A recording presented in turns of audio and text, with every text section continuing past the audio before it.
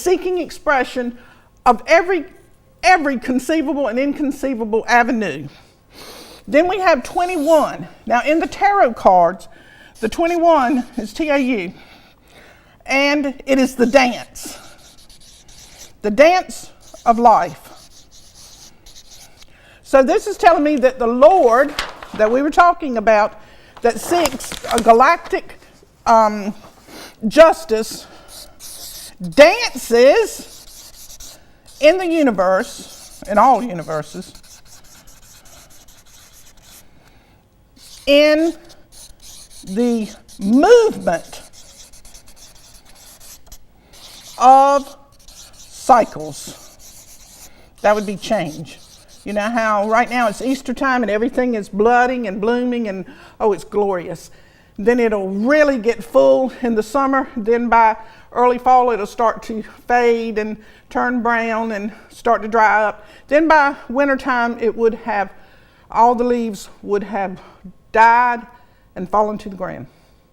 But they will reappear again next year. That would be reincarnating on the earth again. It won't be the same bunch of leaves, it'll be entirely different leaves, but they're going to grow on the same tree, the same trunk, the same vehicle of light, because that tree is nothing but light manifested. Okay, so the Lord dances in the universe in the movement of cycles and change. Now we can get into this cycles and change by saying that patterns in the stars, that would fall under astrology. Okay, let's see, Mitzi, what we're going to do now. We're going to pull a paper out of here, see how it's going to go, because that's what I usually do. I usually just randomly pull things from books, from these papers. Sometimes I use the cards, whatever strikes me, whatever just does it for me. Let's see, what are we going to get? We're going to get this one. Let's see what it says. What it magically says. Woo! Your business.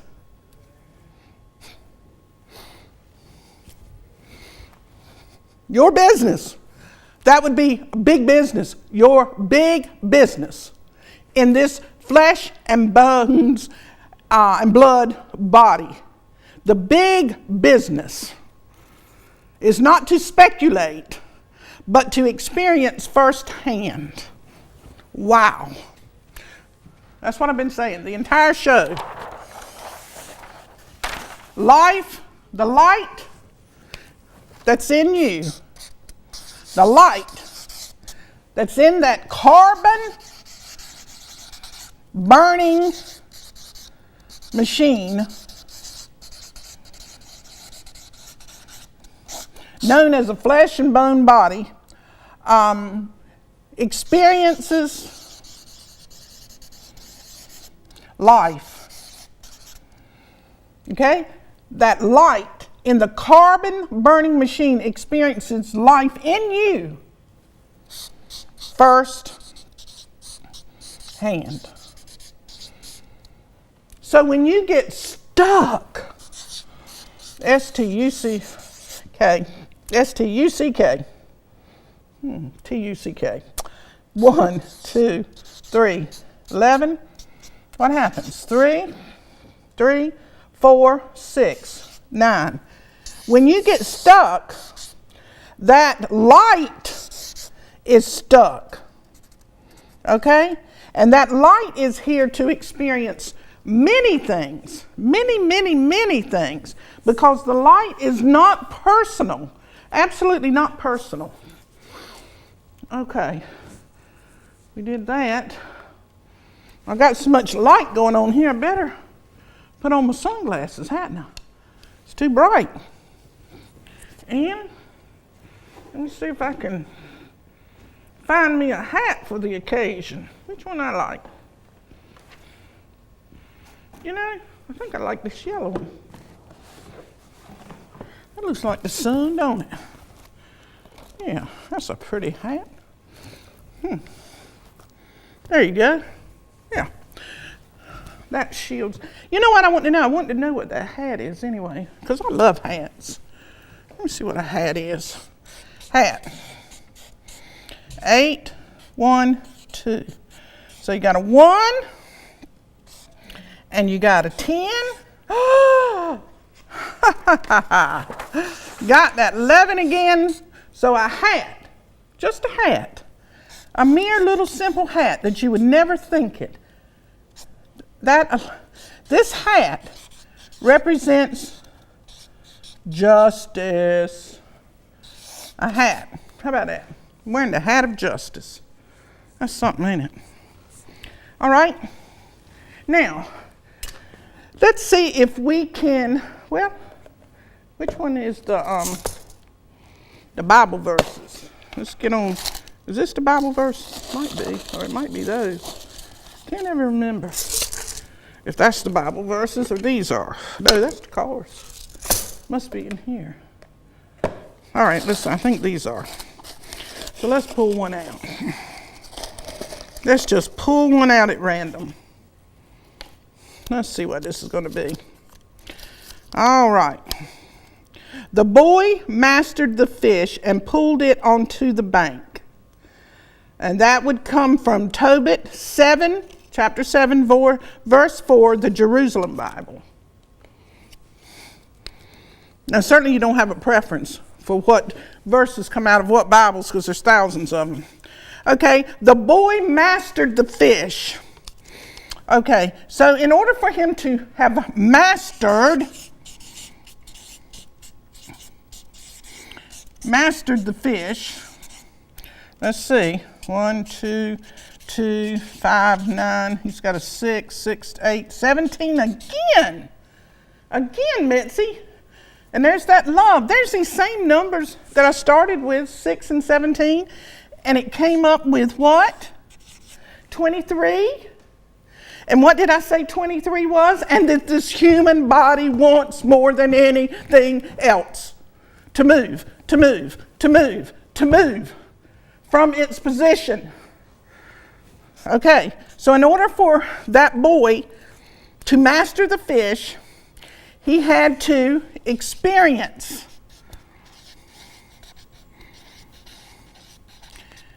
catching the fish countless times, maybe thousands of times, in order to become a great fisherman.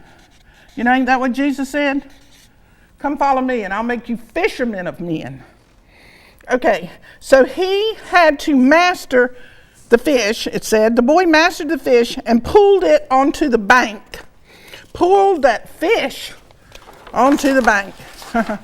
Oh, man. First of all, let's see what he pulled onto the bank. You know he did that, because that's that 9, what? Coming down here to experience the God learning how to be human in this body. All right, the other one is 7 and 8 is 15. What is it, Mitzi? What is it that he mastered? The music in him, the tone, the natural and convenient flow inside of him, not somebody else's. I cannot start listening to the music in Mitzi and expect my life to be lived according to the light in me. I can't do it. I've got to follow that light no matter where it leads, how it looks, what it does. Takes me to the ravines and the ditches and the bar rooms and the whorehouses and the conflict and whatever. Wherever the prison cells, the hospital, wherever this music leads me, I must follow it. Come follow me, Jesus said. Let the dead bury the dead. Okay, so the boy mastered the fish and pulled it onto the bank. He mastered that music. He mastered this light, this electromagnetic, energetic force in him. He mastered it by following that tone that is within him, his natural resonance that is within him. Everything resonates. You resonate at a particular key, and you have to hear that key. You do hear that key, but sometimes you just turn a deaf ear and go on. All right, he pulled it onto the bank.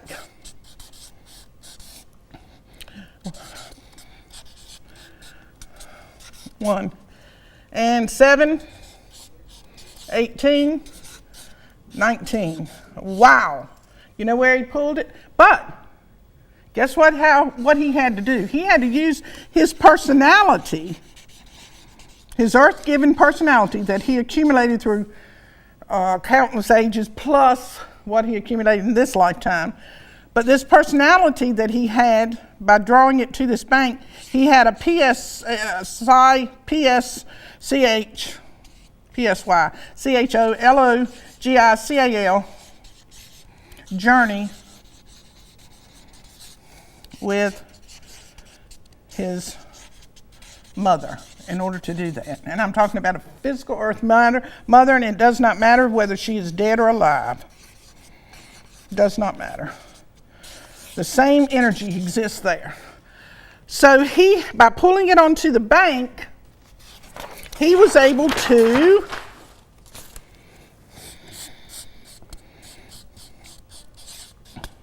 enjoy the innocence that was naturally his. And that's what we're about, because when we are able to enjoy that innocence, we're free. Free from what, Paula? Free from what? Let's start with worry. Let's start with, follow that with ambition. Let's follow that with competition. Let's follow that with jealousy and greed and envy and hate and contempt and unforgiveness. How much more you want me to go? Lust, gluttony.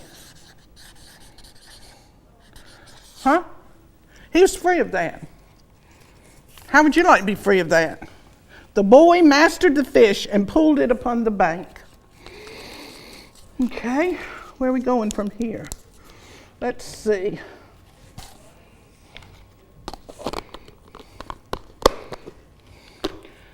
I might go in this one. These are the cards. I might pull a card, Mitzi. Might just do it. Or I might also pull one of these papers in here. Now these are papers that are pertaining to some of the the paintings that I do. I've painted thousands, but on my website you can go and click on a painting, clearly at random, and see how those particular words, have to do with you, or if they do. Anyway, it's experience. It's a new kind of thing. It's going outside of the norm. It's leaving that tradition. It's doing something that's so absolutely ridiculous. It's changing directions. It's letting go of your logical mind. What in the world? Will you please tell me what is logical about being in this earth and on this earth at this time, and to breathe and to engage in every single solitary thing that you do, only to leave it at the end of your life, which you don't know when that's going to happen either? Is there any sense to that? Okay, this one is, trip is in the offing, and not a moment too soon. A trip! We're all going to take a trip. Now the first thing that your human mind says, that you're either going to get in a car, a boat, a plane, or something and leave. But that does not necessarily mean what a trip is. This whole thing about cosmic therapy is to show you some of the unrevealed messages,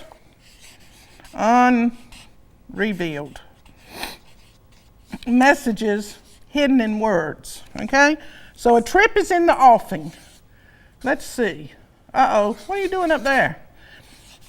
That one, okay, and 7. There you go, Mitzi. The heart of trip. The biggest trips we ever take is in our mind, because we could have gone on a cruise, and if we're not where our feet are located, where our feet are located, our minds will have us back on the shore, have us in England, have us at the grocery store, have us anywhere. So here's this Lord of Light. Lord of Light, we've already learned what that is, okay? And he, she, it decides to come down here, leave this realm, and come down here and take on this heavy human body for experience. And then so many people get for experience, movement. More light, more movement, for experience. And so many people get down here and they live their life right here. Right here, right here, right here. That's how they live their life. Because somebody's told them that's the way they're supposed to live. Whether it's their churches, their mothers, their fathers, or whomever they're trying to follow and appease and accommodate. Live their life right here instead of living their life here and beyond. Here and beyond here. Okay. Anyway, we've got what? Oh, we've got a 9, and then we got 11. Do we have a 11? Sure do. 18. Is that right? We got a 2. Oh, no, we got to add that 7. 2 and 9 is 11, 7. Yeah, it's 18. 18 and 9. And there's that. Gosh, we can't get away from her. We're not supposed to. In that trip that we take all the time, whether we are in the bedroom having the greatest orgasmic sex that could possibly be achieved, we are always on a trip with our mother. These are unresolved issues. It's part of this light coming down here in this human body, experiencing that. Over and over and over, no matter where you are, you're always confronting your mother. Okay, when you add that up, you've got a 27. Now, the 27, according to the tarot, is the